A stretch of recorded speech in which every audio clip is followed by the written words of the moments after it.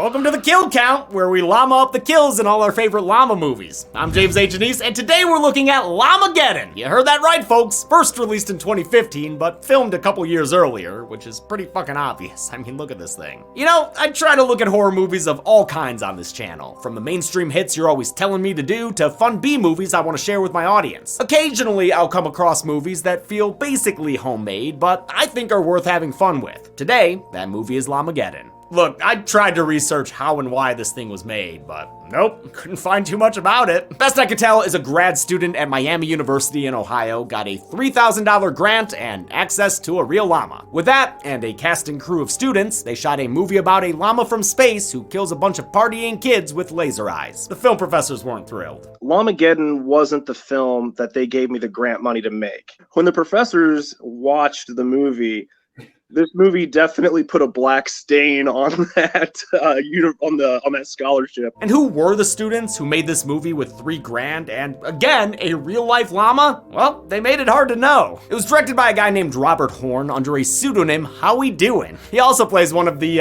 people. I won't call them characters. His pseudonym should have been Howie Can't Tell, because he don't have too much of a digital presence at all. That's also the case for a lot of his cast and crew, all of whom used fake names as well. Gooch Jesco III. What the fuck are we doing here? And why would these fine young filmmakers try to pull the wool over the audience's eyes? I didn't use that metaphor correctly, but it's simple. This movie isn't good. Like, it's not good.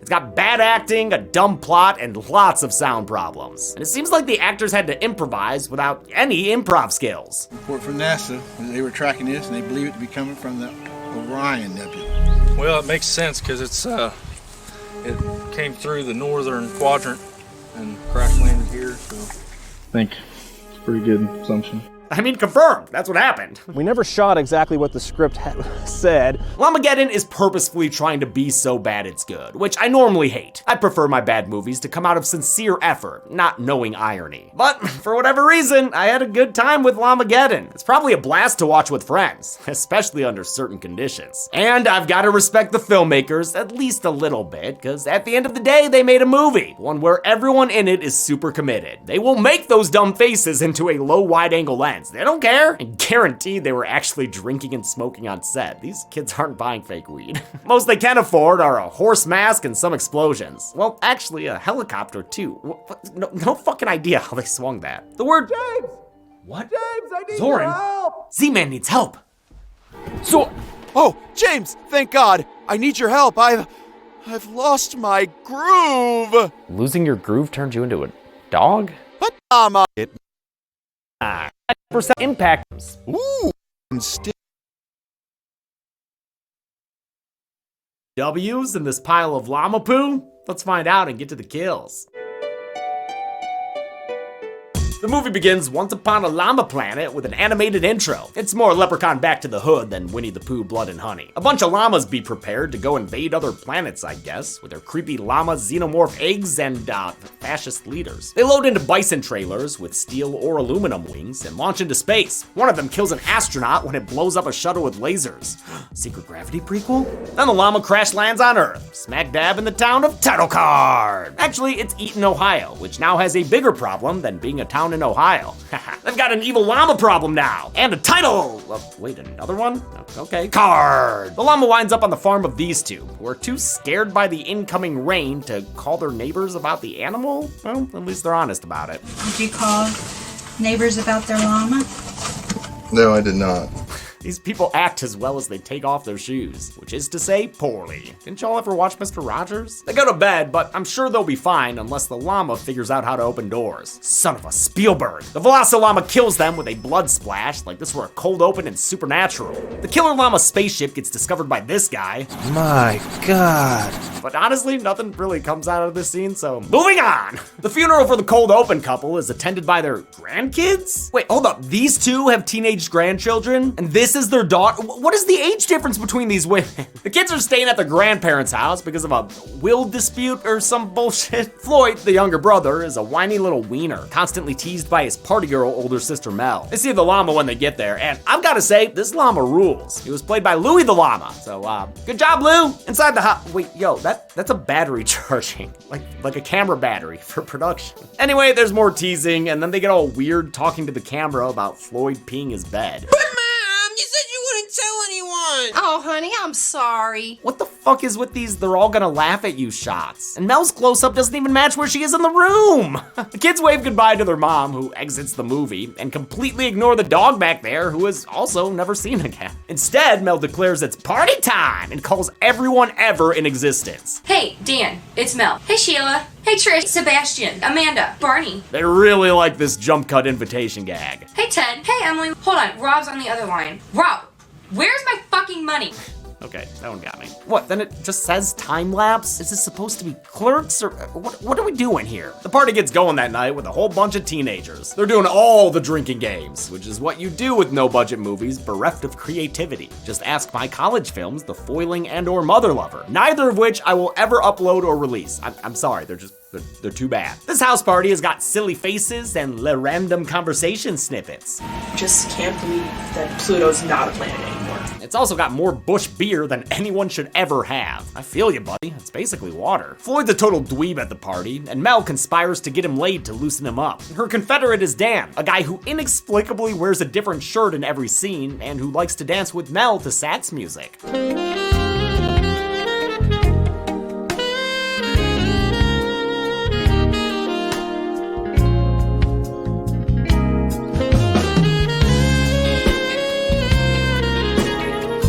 This whole thing goes on for way too fucking long. Mel texts her friend Sarah, even though I'm pretty sure this other chick is also Sarah.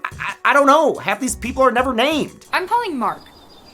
Who the fuck is Mark? Exactly! Mel looks at the text graphics instead of her phone to successfully distract her driving friend until she nearly hits a llama in the road. This llama fears no man, nor woman, nor car, so it Scott Summers her through the windshield, setting her ablaze like a dark phoenix. She's only able to text back pain. Looks like they used real fire for the wide shot, and for the shots of Sarah, highly realistic visual effects. In fact, I have no idea how they even did that. There's a gaggle of stoners here, including Shaggy Rogers and Natasha Lee Stoney. A third one named Cody is, I think, played by editor Chet Stedman, which was the name of Gary Busey's character in Rookie of the Year. Cody goes outside to pee. Ooh, that's nice. Hey, that's my line. Kinda. He gets llama loogied right in the face, while everyone else is busy in the house getting needless close-ups and rack focuses on beer. Seriously, what is with these shot choices, man? Only a dermatologist should be this close to teenage skin. This shit needs to stop.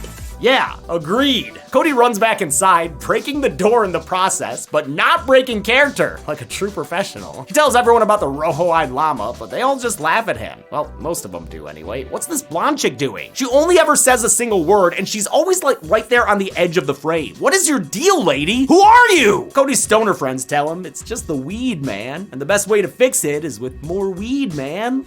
I'll pack a bowl for you. Okay, don't really like this random fourth wall break.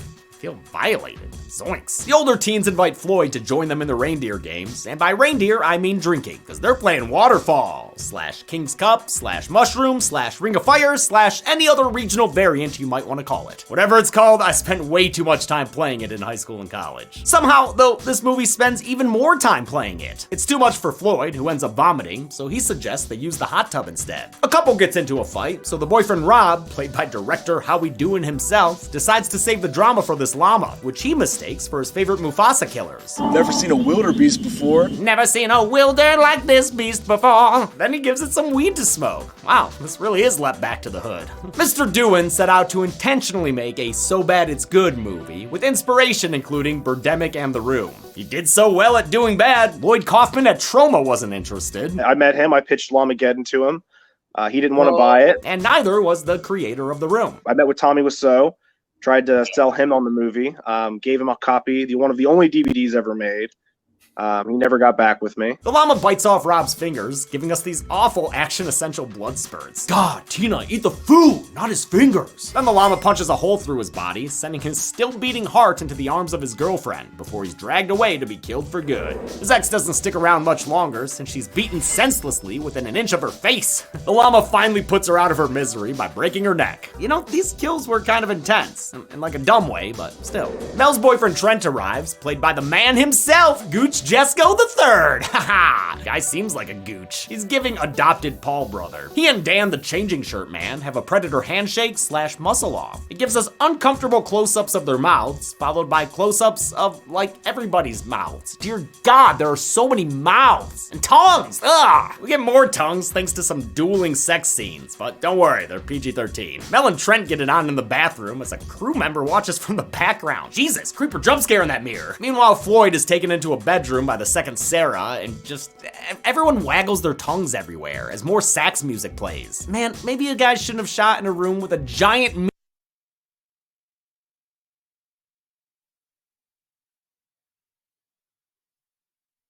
Ah, he's saying nay to Bush beer. Good for him. The llama wants to join in on the fun, so this actual real-life llama winds up in the room with them. Oh, blonde lady looks so concerned about that thing. The llama is not cuidado and kills the boozy jacuzziers by tossing a radio into the water. It shocks all 5 of them to death, although some of the actors commit more than the others. Come on, Blondie! Cody walks in and sees the evil llama again, so he flees the film entirely. Dude never shows up again. Guess he had to go start that edit. 2 more idiots, Sam and Stacy, show up, and despite the literal flashing warning sign and the convulsing of their friends, dip their toes into the electric soup, getting them added to the count as well. Should have listened for the soft chime. Dan finds all the dead bodies and interrupts an arguing Mel and Trent to tell them the devastating news. Everyone is dead in the hot tub. Dude really can't get over it. Everyone is dead in the hot tub! Oh, don't you go fouling on me too, dude. This ain't no Debbie Downer sketch. Since this is movie land, their phones can't get signal enough to call the cops. My parents don't make 8 figures for fucking 2 out of 6 bars, Jesus. With no phones, some lights, and a llama by their motor cars, they're forced to run and flee. But unfortunately for these beer pong champs, it results in fatalities. Holy shit, that was amazing! And followed by a stupid amount of blood sprays from like every angle but the right one. These blood squirts look like they're from a squeeze bottle or something. Oh wait, that's actually exactly how they did it. They used a giant fucking squirt gun. The same death gag is repeated for the other guy who ran, and they're gonna keep doing that throughout the film. The llama, still standing like right there I guess, spits up a bunch of green goop that covers Trent and probably gets in his mouth. Fucking gross. It immediately begins to transform him with all the technical sophistication of an American werewolf in London. Just really, the greatest effects you'll ever see here, folks. The kids remember that landlines are a thing, and when the cops won't listen, they call their dad, who's shown to be banging a sex worker, I think. This was revealed earlier with the movie's trademark stupid close-ups. The llamified Trent enters the house, his condition shocking everyone, including himself. What is happening to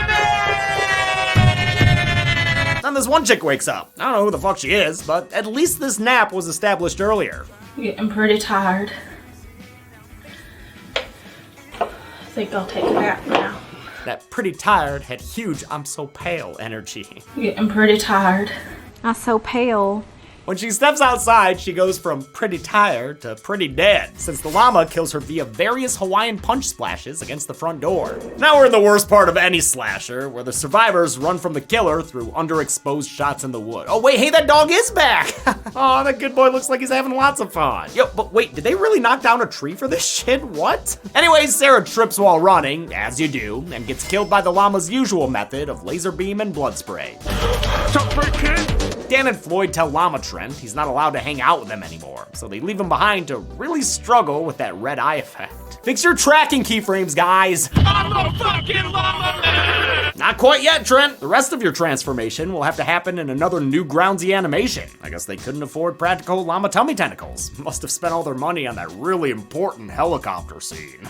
My God. The kids find the llama's ride, and since Floyd is a man now, he correctly identifies it. It has wings like a spaceship. It's red like a spaceship. Great deduction skills there, Floyd. Oh, and what'd you just find there, Dan? Is that a goddamn space stick? It's a goddamn space stick. I thought so. Well, that or a wiffle ball bat wrapped in tinfoil. You know, it's one of the two. Dan briefly uses the space stick to repel the llama's attacks. But after an explosion and a noble speech, Dan is also killed via llama laser and blood spray. You get the picture by now with these kills, right? Floyd and Mel are unsuccessfully hiding in the hayloft of the barn when their dad arrives because of their phone call. And Daddy's got a gun. Not positive he's properly trained to use it, but he sure got one. He's got a gun and an appetite for space slime. The movie's most drawn-out scene unfolds as Trent screams and gives birth to several llama space eggs. It takes forever and is unpleasant in terms of both sight and sound.